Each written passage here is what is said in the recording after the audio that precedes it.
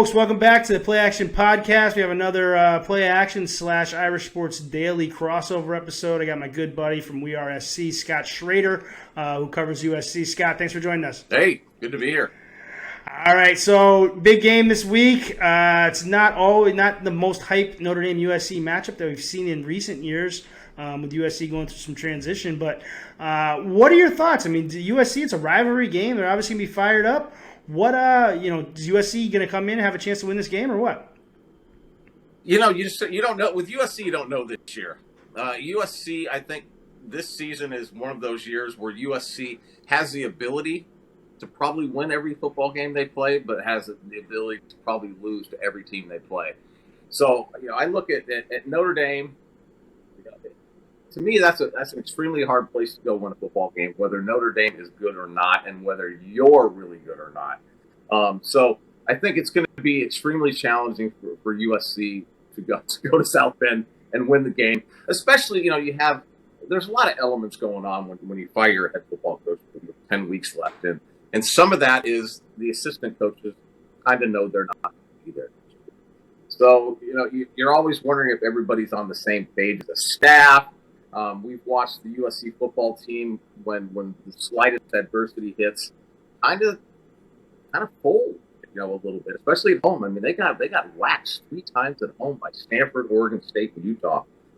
Giving up 42+ points. So, I know Notre Dame hasn't played as strong this year as maybe they have in the past 2 years, and I know you guys have kind of shared your thoughts with me on some of the stuff that's going on there with the left tackle and some guard spots. But I think it's going to be USC has had a very, very, very difficult time stopping the run. And then in some games they've also looked like it was pitch and catch for the other team's quarterback and receivers as well. So, they're going to have to play with a lot of energy for 4 quarters, and I haven't seen that yet this season from USC. Brian Kelly seems terrified of Drake London. He couldn't stop talking about it in his press conference earlier this week. Is he really just that much of a game breaker? Is he the kind of kid that can, absolutely just change this game and put USC on his back? He's not the kind of game changer like a Dory was. You're not going to have Drake London scoring 3-4 touchdowns in one game because that was, I think what game I'm talking about at the Coliseum. Dory kind of single-handedly won that football game for USC.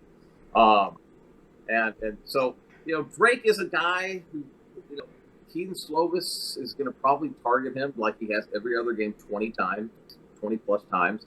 The last game he had 17 receptions. I don't know what his final yardage tally was, but yeah, he's a guy that is very dependable. He's going to catch the football. But, we're also seeing Drake London and some of the other receivers this year trying to make plays before they catch the football. So that's also been kind of an issue at times. So, but they're going to need a huge, huge game from Drake London in order to compete with Notre Dame. You mentioned Slovis. I know Jackson Dart, there was an update where he's been working out, but he's not medically cleared yet. Is that the feeling? Is Slovis going to get the start here? Slovis, I'm sure, will get the start. Jackson Dart has been taking all the second-team reps, which kind of surprised me. Earlier this week, it was I was told it would be a surprise if Jackson Dart played at Notre Dame.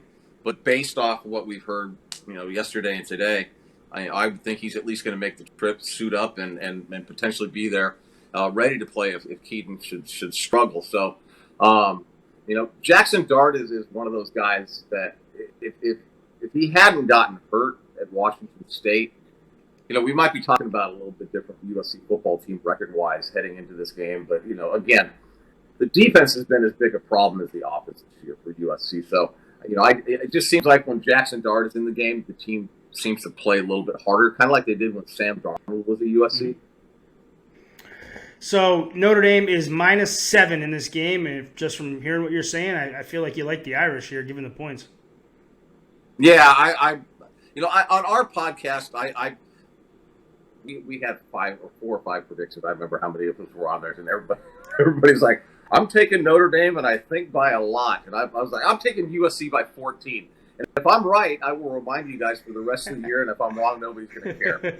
But if you want me to be honest, yeah, I would predict Notre Dame. Okay. All right, Scott, we really appreciate it. USC fans, if you're interested in USC, go check out wearesc.com. Scott and the guys over there do a great job. So, Scott, we really appreciate it. All right, man. Appreciate you. Thanks. Look forward to seeing you guys soon. See ya.